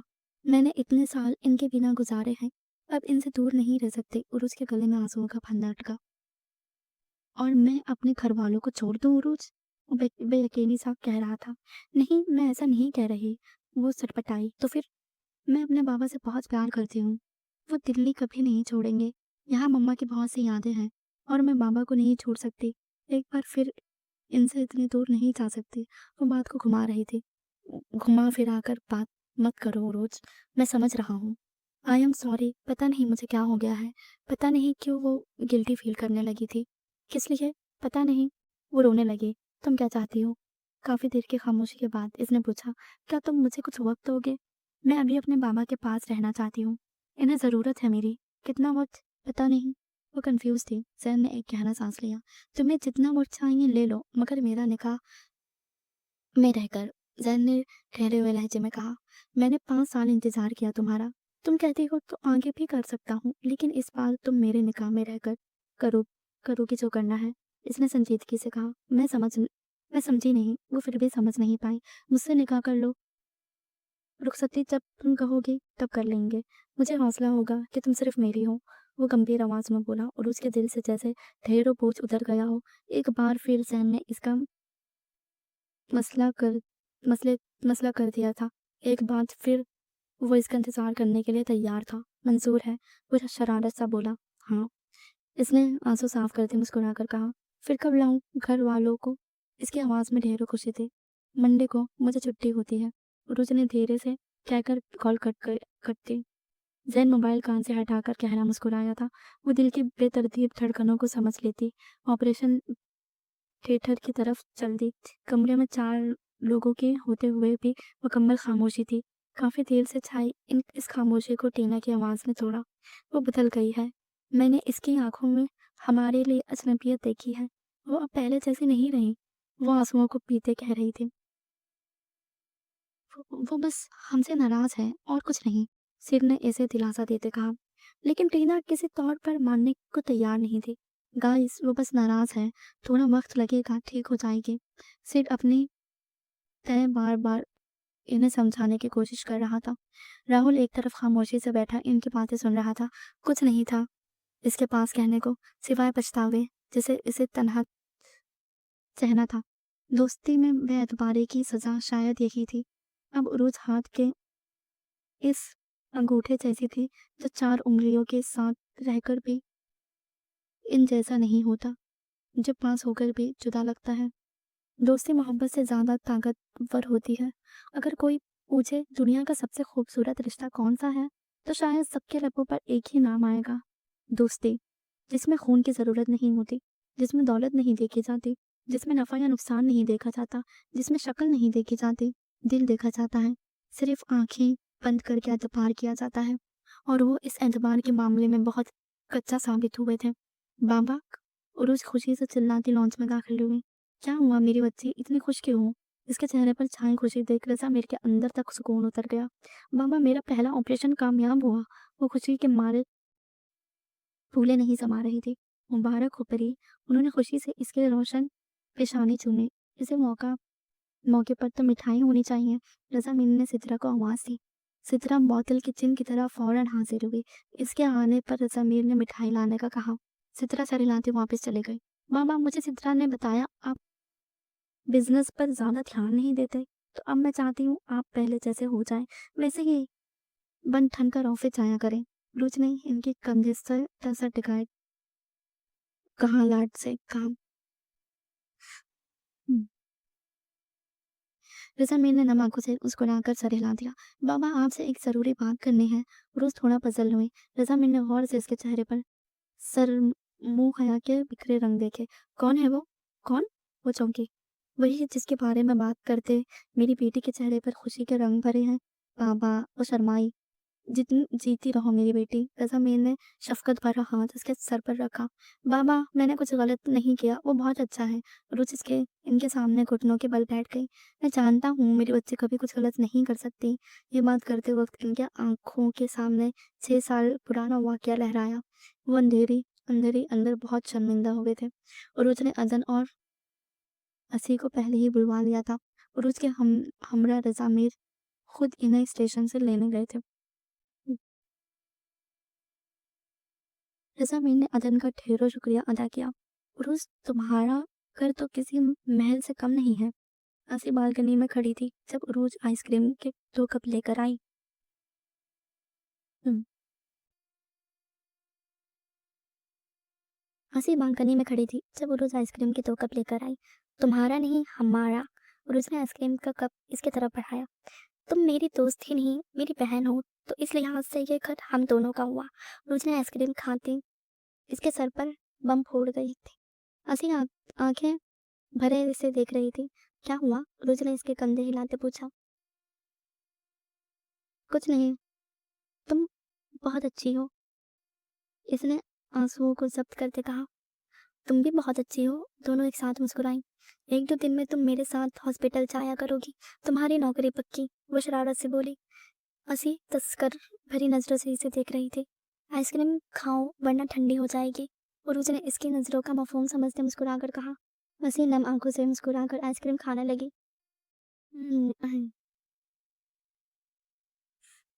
आज संडे था। वो सुबह से बन-ठन कर इसका इंतज़ार कर रही थी। असी को जब भी मौका मिलता वो इसे छेड़ना शुरू हो जाती। सुबह से ही वो इससे चप चपती-चपाती फिर रही थी। रज़ा मीर और अदन ने इसकी ढेरों भलाइयाँ ली। वो शीशे के आगे बैठी थी। सब कुछ होने के बाद भी दिल उदास था। वजह शायद वो जानती थी, लेकिन उरूज ने इस वजह को खुद पर हावी नहीं होने दिया। तकरीबन 12 बजे के करीब पोर्च में कारों के रुकने की आवाज़ आई। वो दौड़कर बालकनी में गई थी। रोज ने थोड़ा सा आगे आगे को झुककर नीचे देखा। पहली गाड़ी से तैयबा और आयत बाहर आई। दूसरी गाड़ी से अब्बासी साहब के हमरा। बड़ी शान से वो बाहर निकला, जिसे देख उरुज की हंसी निकल गई। वो आज भी ब्लैक 3 पीस पहने था। काला इंसान। वो मुस्कुराते हुए बड़बड़ाए। रज़ा मीर और अदन पहले ही इनके इस्तकबाल के लिए खड़े थे। एक दूसरे से मिलते सभी लॉन्ग लॉन्ग एरिया में आकर बैठ गए। जैन चुपाता सा बैठा था। असी बतौर उरूज की बहन वहां पर मौजूद थी। रज़ा मीर और अब्बासी साहब के पहले भी मुलाकात हो चुकी थी और दोनों को देख दोनों को ही खुशगवार हैरत हुई थी। जैन ने इन्हें ये बताया था कि उरूज अपनी काबिलियत पर डिग्री लेना चाहती थी, इसलिए वो हैदराबाद आई थी। बाकी जो इनके मुतालिक कहा जाता था वो सभी अफवाह थी। मुझे यकीन नहीं आ रहा उरूज आपकी बेटी है। इसने तो हमें कब भनक भी नहीं पड़ने दी। अब्बासी साहब ने खुशी और हैरत से मिले जुले तासुरात लिए बोला। बस किस्मत का खेल है अब्बासी साहब। रज़ा मीर भी इनकी कैफियत से ही गुजर रहे थे। भाई साहब उरुज को तो बुलाओ ना, तैयबा ने बेसब्री से कहा। आयत भी इनसे मिलने को बेकरार थी और कोई भी इसे देखने को बेचैन बैठा था। वसी उठकर उरुज के कमरे में इसे लेने आ गई। उरुज नर्वस से बैठी अपनी उंगली आपस में मसलती थी। ब्लैक कलर का कामदार सूट पहने वो बहुत खूबसूरत लग रही थी। वो जानती थी जैन भी ब्लैक पहनेगा, इसलिए इसने भी स्पेशल ब्लैक ही पहना था। ओए होए, यहाँ अकेली बैठी किस पर कयामत ढा रही हो? हंसी इसके पीछे आकर बैठ खड़ी हो गई। उरुज इसके बात पर ब्लश करने लगी। अल्लाह, तुम ब्लश कर रही हो? असी ने दोनों हाथ गाल पर रखकर ड्रामाई अंदाज में कहा। उरुज बुरा सा मुंह बनाती उठी। देखो कितनी जल्दी है नीचे जाने की, हालांकि मैंने कहा भी नहीं है कि मैं तुम्हें लेने आई हूँ। असी इसे छेड़ने का कोई मौका हाथ से जाने नहीं दे रही थी। उरुज ने इसकी पूनी को पकड़कर जोर से खींचा, जिसे वो करहा उठी। चुड़ैल चलो नीचे। रोज इसे मुंह चिढ़ाकर कमरे से बाहर निकल गई। असी भी बुरा सा मुंह बनाती इसके पीछे ही चल दी। इसके सैंडल के टिक टिक पर सभी इसकी तरफ मुतवज्जा हुए। इसे देख किसी की आंखों में चमक आई थी। वो शर्माती शर्माती से बुलंद आवाज सलाम करके तैयबा के साथ बैठ गई। तैयबा ने इसकी ढेरों बलाइयां ली थी। जैन भी चोर निगाहों से इस पर डाल रहा था। पुरुष सर झुकाए बैठी थी। जिंदगी में पहली बार वो इतना शर्मा रही थी। थोड़ा सा सर उठा लो, गर्दन अकड़ जाएगी। असी ने इसका कान के करीब सरगोशी की। रोज ने सर उठाकर इसे घूरा, साथ ही नजरें सामने जा टेकी जहां वो मोहब्बत पास नजरों से इसे ही देख रहा था। रोज घबरा कर नजरें झुका गई। इसकी इस अदा पर जैन गहरा मुस्कुराया था। खाना खाने के बाद जैन समेत सब बड़े लॉन्च लॉन्च एरिया में बैठे थे। तीनों लड़कियां बाहर गार्डन में रुकी चेयर पर बैठी थी। शीशे घिर दीवार से जैन इसे देख सकता था। जैन काफी देर बेचैनी से पहलू पर पहलू बदलते जा रहे थे। आखिर काफी देर बाद कॉल के बहाने बनाता वो वहां से उठकर गार्डन में आ गया। जैन ने इनके करीब आकर गला खंगारा। तीनों बैक वक्त इसकी तरफ देखने लगे। लगता है तुम्हारे गले में खराश है, किसी अच्छे डॉक्टर को दिखाओ। असी ने इसे चिढ़ाते कहा। जवाब में मुस्कुराया और उस पजल सी होती उंगलियां मरोड़ने लगी। भाई को गले की नहीं दिल की बीमारी है और इसका इलाज तो हमारी डॉक्टर साहिबा की ही कर सकती हैं। आया शरारत से बोली और उसी गाल सुर्ख हो गए। आओ आया तुम्हें घर दिखाऊं। असीम इसे लेकर वहां से निकल गई। जैन मुस्कुराता इसके सामने रुक रखे चेयर पर बैठ गया और उस सर झुकाए बैठी ब्रश कर रही थी। ये पहली बार था इसे जैन से हया आ रही थी। जैन ने सर को हल्का सा झुकाकर इसका चेहरा देखा जो सुर्ख हो रहा था। "हम्म, लगता है कोई ब्लश कर रहा है।" वो वहां पे सीधा होता शरारत सा बोला और उसकी झुकी गर्दन मजीद झुक गई। वैसे तुमने मुझे चीट किया है। वो एकदम संजीदा हुआ। उरूज ने सर उठा कर ना समझी जैसे देखा। तुम वो नहीं हो जो दिखती हो। उरूज हैरान हुई। हैदराबाद में मिली उरूज और इस उरूज में बहुत फर्क है। कहाँ वो नाक चढ़ाकर हर वक्त लड़ने वाले और कहाँ ये गर्दन झुकाए ब्लश करने वाले। नहीं तुम वो नहीं हो। वो सर दाएं बाएं हिलाता सीरियस होकर बोला। उरूज ने आंखें फैला कर इसे देखा। इसके घूरने पर जैन का क्या कहा बुलंद हुआ। ये हुई ना मेरी।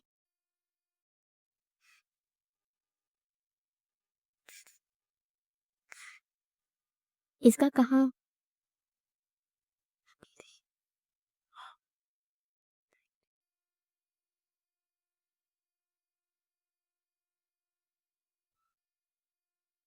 हम्म, ये हुई ना मेरी पोंडाइटी। इसका कहा आखिरी लफ्ज उरूज को समझ नहीं आया। हम्म, सबने अगले हफ्ते निकाह की तारीख रखी है। तुम्हें कोई एतराज तो नहीं। वो कोनी टेबल पर टिकाए इससे पूछने लगा। उरूज ने सर नफी में जल उरूज ने सर नफी में जपन दी। साथ ही वो मुस्कुराई। निकाह तक सब दिल्ली रहेंगे और निकाह के बाद वापस हैदराबाद। वो मजीद बताने लगा। निकाह तक कहाँ रहोगे। इसने सरसरी सा पूछा। तुम्हारे बाबा कह रहे थे इसी घर में निकाह हुआ है तो। वो रुका और रुच मुस्कुराई। पर मैंने मना कर दिया। क्यों। वो हैरान हुए। अम्मी कहते हैं निकाह से पहले दूल्हा दुल्हन को एक दूसरे से नहीं मिलना चाहिए, इसलिए आज से निकाह वाले दिन तक हम नहीं मिलेंगे। वो संजीदगी सा बोला। "हम्म, लड़कियों की कहने वाली बात लड़के ने कह दी। अच्छी बात है। वो खुद को काफी संभाल चुकी थी। तो तब तक तुम कहाँ रहोगे। फार्म हाउस है यहाँ पर। तुम्हारे डैड ने फार्म हाउस कब लिया। डैड ने नहीं, मैंने। और जब तुम वापस दिल्ली आई थी तभी ले लिया था। इसके बाद पर वो गहरा मुस्कुराई। चले दूल्हे मियाँ उठे, यहाँ से आपका वक्त खत्म हुआ। हंसी और आयत इसके सर पर नमूदार हुई। इतनी जल्दी घर भी देख लिया। कलख खंगारता बोला। जी। हसी ने जी को लंबा खींचा। तो उठे और बूढ़ों में जाकर बैठे। वो साथ वाली चेयर पर बैठी मजे से बोली। मैं बूढ़ो बूढ़ा हूँ जब बूढ़ों में जाकर बैठूंगा। वो भी सहन था, कहाँ हिलने वाला था। उठ उठे।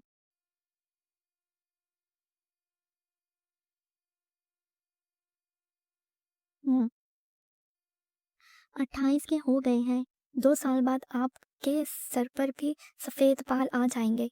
आयत ने इसे चिढ़ाया। 28 का नहीं, 24 का हूँ। जैन ने मुंह बनाया। 24 की तो उरूज है, तुम 1-2 साल बड़े ही होंगे। असी ने खालिस जनानियों की तरह मुंह बनाया था। और तुम मेरे ख्याल से 28 की तो होगी। वो भी इसी के अंदाज में बोला। असी ने बुरा सा मुंह बनाया। आमतौर पर लड़कियां अपनी उम्र छुपाती हैं, मगर यहाँ पर तो लड़कों ने भी ये काम कर पकड़ रखा है। उरूज ने भी अपना हिस्सा डाला। जैन बिना बुरा सा मुंह बनाए मुस्कुरा दिया। देखो कैसे मुस्कुरा रहे हैं, तुम्हारे भाई और हमारी बात पर गुस्सा कैसे आ रहा था। असी ने जलकर कहा। जहाँ दोनों हंसी वहीं जैन ने इसे घूरा। हंसी इसके लिए बिल्कुल आयत जैसी थी। उरूज के चेहरे पर मुस्कुराहट थी, मगर फिर भी दिल में कुछ खालीपन सा महसूस हो रहा था। सभी वापस जाने के लिए तैयार थे, खड़े थे। तैयबा और आयत सबसे मिलती गाड़ी में जाकर बैठ गई। अब्बासी साहब भी रजा मीर से मिलकर उरूज के सिर पर शफकत भरा हाथ रखते गाड़ी में बैठ गए। जैन भी सबसे मिलता उरूज और पर अलविदाई नजर डालता गाड़ी में जा बैठा। दोनों गाड़ियां आगे पीछे से निकली।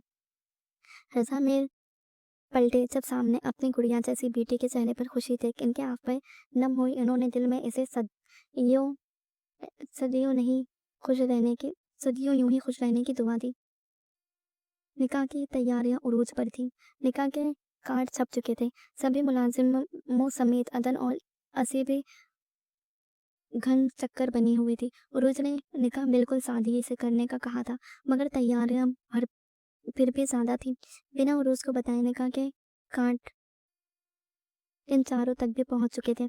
जहां सब मुकम्मल था, वहीं किसी चीज की कमी भी थी। कभी कभी वो उम, बदसहन होने लगती, लेकिन फिर अदन के कहीं बातें याद करती। जो हमारे अल्लाह को नहीं मानते, इनसे दोस्ती हमें ज़ेब नहीं देती। यही बातें याद करके वो हमेशा अपने बढ़ते कदम रोक लेती। इसे गौर गुरूर नहीं था अपने होने पर। बस गुजरे वक्त ने इसे समझा दिया था। अदन की कहीं बातें ने इसने पल्लू से बांध ली थी। इस वक्त वो बालकनी में बैठी चांद को देख रही थी। दोनों लबों को आपस में व्यूस्ट किए वो बेहद डिस्टर्ब थी। थका हारा सा वो दरवाजा खोलकर अंदर दाखिल हुआ। भारी भरकम बूटों की आवाज पूरे घर में गूंजने लगी। हम्म, वो सोफे पर सर झुकाए बैठी थी। लॉन्च में बड़े सोफे पर वो डिठाल सा होता बैठ गया। हाथों में पकड़े शर्ट और सर पर पहनी कैप उतार कर इसने सामने टेबल पर रखे। एक गिलास पानी ला दो प्लीज, वो थके से अंदाज में कहता सोफे के पुछ से टेक लगा गया। सामने टेबल पर एक खूबसूरत सा शोपीस पड़ा था, जिसके दरमियान एक लंबी लकीर थी, जिसे देख लगता था वो टूटा था और इसे दोबारा जोड़ा गया था। पानी, इसने देखा वो वैसे ही बैठी थी। तुम ठीक हो, इसने फिक्रमंदी से पूछा। टीना ने टेबल पर पड़ा कार्ड उठाकर इसकी तरफ बढ़ाया। सिड ने नासमझी से कार्ड को देखा। आबे एबिस की शादी हो रही है। सिड खुशी और हैरानी के मिले जुले कैफियत में बोला। और इसने हमें इनवाइट किया है? और बेगी पे यकीन था। इसने नहीं, रसा अंकल ने। टीना ने भर्राई हुई आवाज में कहा। तो हो सकता है इसके कहने पर भिजवाया हो। टीना ने इसकी तरफ देखा। वो रो रही थी। क्या यार? सिड इसे रोता देख अपनी जगह से उठ के इसके करीब जाकर बैठ गया। वो हमसे नफरत करने लगी है, वो उच्चियों के दरमियान बोल रही थी। नहीं, ऐसा नहीं है, वो बस नाराज है हमसे और हम सब इसे मना लेंगे। वो इसे तसल्ली दे रहा था। या खुद को पता नहीं, क्या सब पहले जैसा नहीं हो सकता? टिग्ना इसके किसी छोटे बच्चे की तरह पूछ रही थी। सब ठीक हो जाएगा जब इसे हकीकत पता चलेगी।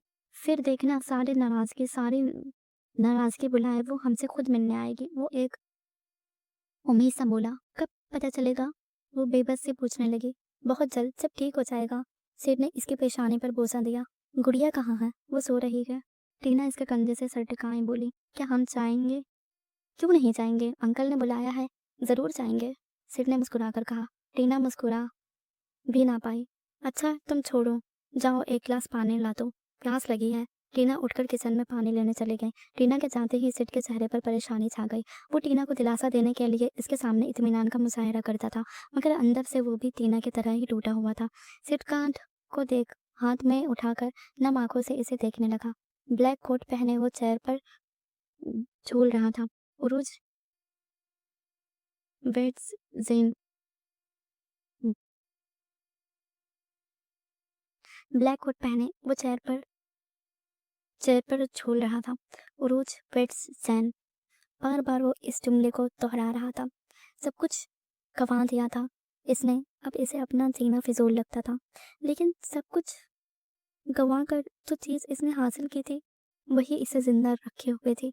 जितना वो बदनसीब था इसके कहीं ज़्यादा वो खुशनसीब था, क्योंकि जो इसे मिला था वो किस्मत वालों को ही मिलता था, और वो भी इन किस्मत वालों में शुमार हो चुका था। और उस शीशे के सामने अपने उरूसी लिबास पहने तैयार बैठी थी। नफीस सी मेकअप में वो बहुत प्यारी लग रही थी।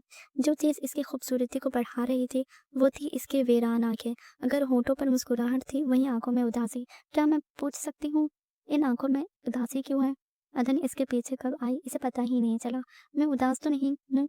वो मसनूई मुस्कुराई। उरूस, माफ़ करने से दिल हल्का होता है। मैंने माफ़ किया है आंटी, वो बिना किसी तासुर के बोली। टॉम, तो ये उदासी क्यों, ये सब क्यों? रोज अदन को यकीन नहीं आया। वो फिर भी इससे पूछ रही थी। आपने ही तो कहा था हमें किसी काफिर से दिली लगाव नहीं रखना चाहिए। अगर तुम ये मानती हो तो ये उदासी क्यों? अदन ने सख्ती से पूछा। जख्म भरने में वक्त लगता है आंटी, इसके गले में गिल्टी उगती। इतने साल तो गुजर गए हैं, और कितना वक्त लगेगा? अदन ने इसके चेहरे को दोनों हाथों में थाम लिया। और रोज हम आम बशर हैं, हम कभी भी परफेक्ट नहीं हो सकते। उरूज, हम आम बशर हैं, हम कभी भी परफेक्ट नहीं हो सकते। हम जितना भी परहेज कर लें, जितने भी नेक बन जाएं, कभी ना कहीं हमसे कोई गलती, कोई गुनाह हो ही जाता है। हम हर चीज़ नहीं कर सकते जो इस्लाम की बनाई गई हर हदों में रह ले। वो आम इंसान नहीं होता, हर होता हर हम आम इंसान हैं।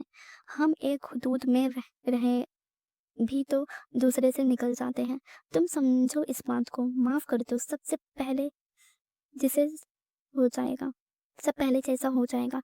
अदन सादगी से इसे समझा रही थी। आप अपने सालों पहले कहीं गई बात से मुकर रही हैं? वो बेयकीनी से बोली। ऐसा नहीं कह रही मैंने माफ किया इन्हें। उरूज ने इसकी बात काटते कहा। तो फिर ये उदासी क्यों? अदन दोबारा इसी बात पर आई। हर लड़की इससे उदास होती है, आपको पता तो है। वो बात बदलती नर्वस नर नरूठेपन से बोली। अदन इसके दिल में बसी वीरानी समझती थी, इसलिए मजीद कोई बात किए जिसकी बलाएं लेती कमरे से निकल गई। निकाह ख्वाह रोज के कमरे में आया। रजा मीर अदन इस असी सब इसके कमरे में मौजूद थे। 3 दफा कबूल कहने के बाद इसने कांपते हाथों और धड़कते दिल के साथ निकाहनामे पर साइन किया। इस वक्त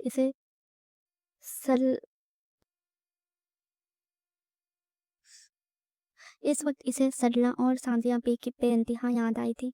निकाहनामे पर गड़े मोटे मोटे आंसू देख अदन ने तसल्ली भरा हाथ इसके कांधे पर रखा। निकाहनामे पर साइन होते ही पूरे कमरे में मुबारकबाद का शोर गूंज गया। रजा मीर नम आंखों से इसे देख रहे थे। सब ख्वाब सा आलम लग रहा था। इनकी बेटी इतनी बड़ी हो गई थी, इन्हें यकीन नहीं आ रहा था। रोज रजा मीर से लपट लिपट कर रोने लगे। दोनों बाप बेटी एक दूसरे के गले लगे रो रहे थे। वहां मौजूद सबकी आंखें नम थी। कुछ देर रोने के शगुल मनाने के बाद रोज को नीचे लाकर जैन के मुकाबले सोफे पर बैठा दिया गया। निकाह मुबारक है मिसेस अब्बासी। निकाह मुबारक हो मिसेस जैन अब्बासी।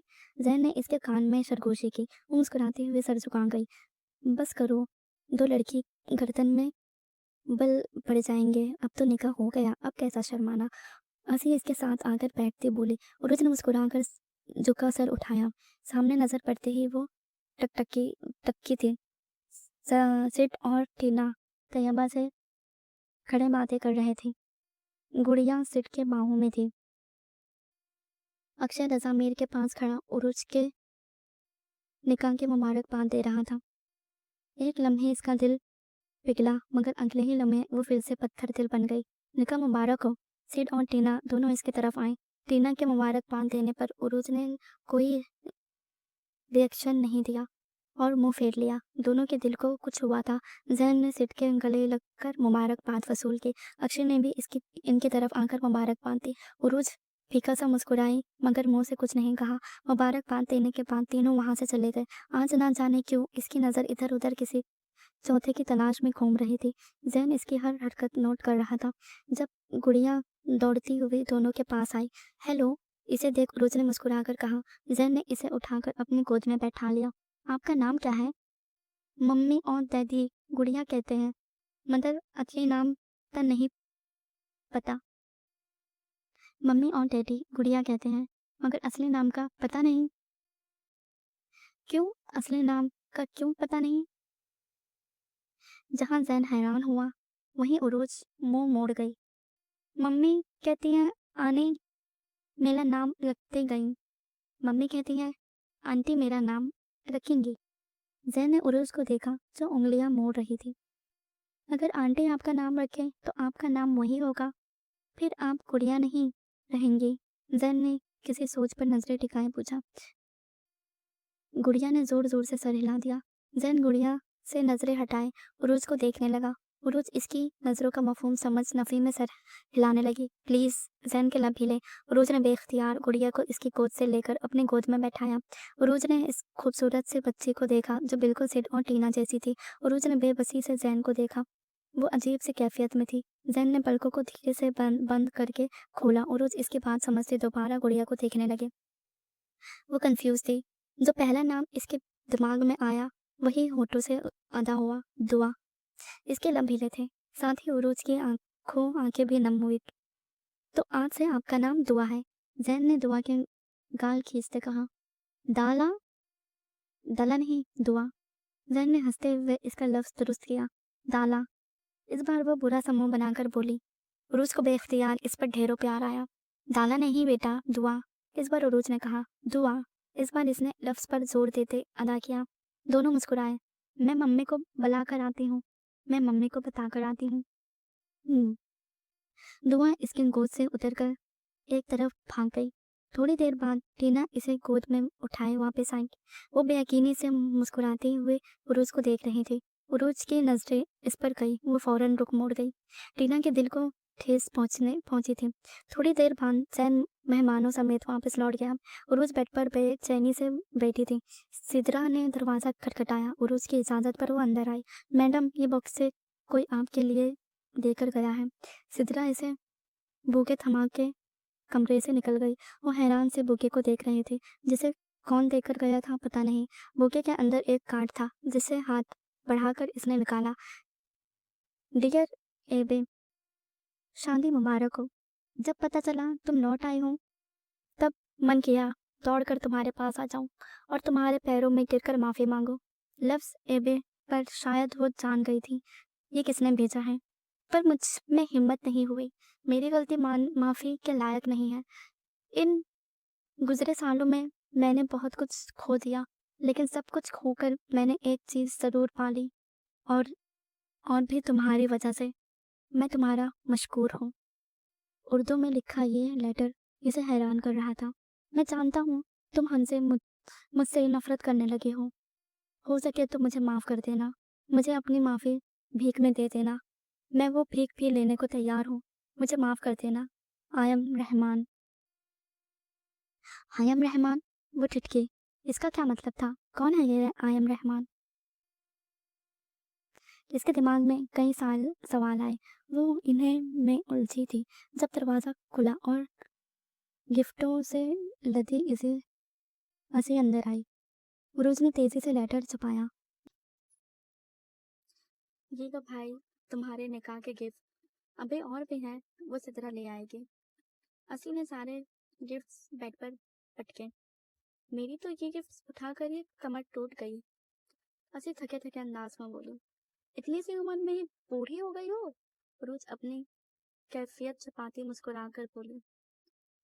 बूढ़े हो मेरे दुश्मन, अभी तो हम जवान हैं। असी ने एक अदा से कहा। तो फिर ढूंढे हैं तो फिर ढूंढे इस जवान के लिए कोई जवान। रोज ने शरारत से कहा। असी की आंखों के सामने एक चेहरा लहराया। कहाँ गुम हो गई? मिल गया क्या? कैसी बातें कर रही हो? निकाह करवाकर तुम्हारा दिमाग खराब हो गया है। असी ने नाक चढ़ाकर कहा। इन 5 सालों में वो एक दूसरे से काफी फ्रैंक हो गई थी। अच्छा, मैं तो चली सोने। कमर टूट गई मेरी काम करवा करवा कर। वो अपनी कमर पर हाथ रखे कमरे से निकल गई। रोज इसे मुस्कुराते हुए जाता देख रही थी। जमीन की बंदी इसे देखो हमेशा यही सोचती, बिना माँ बाप के पली, जिंदगी में इतनी मुश्किलें झेलने के बाद भी कोई बेसुकूनी नहीं। वो आज़ाद थी, उरुज की तरह सोचों में बंधी नहीं थी। उरुज चंद समय सोचती रही, फिर सर झटक कर चेंज करने चली गई। वो बुके और इस नाम का राज एक पहेली बनकर वो बुके और इसका नाम का राज एक पहेली बनकर रह गया था। इसके चाहते ही सिद्रा गिफ्ट उठाए अंदर आई। इसने बेड से गिफ्ट समेत वो कार्ड भी उठाकर